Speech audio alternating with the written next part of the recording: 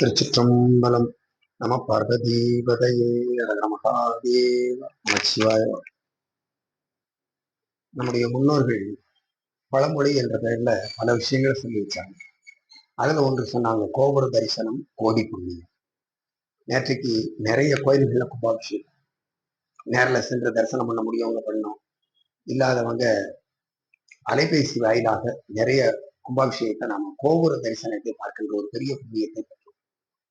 கோபுர தரிசனத்துல அப்படி என்ன பெரிய புண்ணியம் இருக்கிறது என்று கேட்டால், கோபுரத்துக்கு இன்னொரு பெயர் ஸ்தூல லிங்கம் அப்படின்னு பேரு. உள்ளே இருக்கிற சிவலிங்க திருமேனி சூட்சமா இருக்கிறார், வெளியே ஸ்தூலமாக பலரும் காணும்படி இருப்பதற்கு பேரு ஸ்தூலலிங்கம் பேரு. அதான் கோபுரம். இந்த கோபுரத்தை கண்டு நாம் தரிசனம் செய்தாலே உள்ளே இருக்கிற மூர்த்தியை தரிசனம் செய்த புண்ணியம் நமக்கு வந்து சேரும்.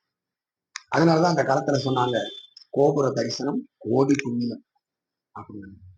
திருஞான சம்பந்த பெருமானார் பல்வேறு தலங்களிலே தரிசித்துவிட்டு திரு கொடுங்குன்றம் முதலிய தரிசனங்களை எல்லாம் முடித்துவிட்டு திருமறைக்காட்டுல இருந்து புறப்பட்டு வர்றாரு.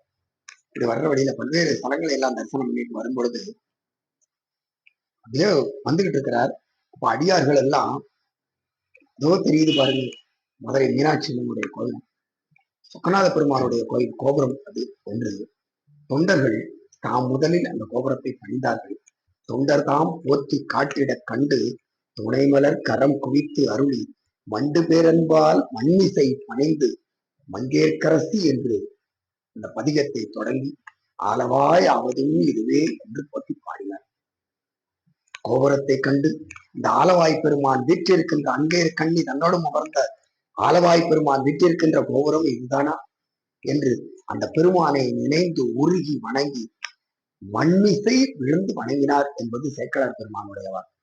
ஞான சம்பந்தர் கோபுர தரிசனத்தினுடைய பெருமையை நமக்கு எடுத்துக் கொள்கின்றார். மாபுரத்தையே எரித்து மன்றில் நடம் செய்தாய், உன் கோபுரத்தை கண்டால் குடும்பாவும் தீராது என்பது ஆண்டோர் பெருமக்கள் வாக்கு. ஆகவே நம்மால் இயன்றவரை எந்த ஊருக்கு போனாலும் அங்கே இருக்கின்ற கோயில் கோபுரத்தையாவது தரிசனம் என்கின்ற ஒரு வழக்கத்தை நாம் ஏற்படுத்தி கொண்டால் நம்முடைய வாழ்வு வளமாகும், எல்லா நலன்களும் பெருகும். நலம் பெறுவோம், வளம் பெறுவோம். திருச்சிற்றம்பலம். நம பார்வதீபதையே மகாதேவ நமச்சிவாய வாழ்க.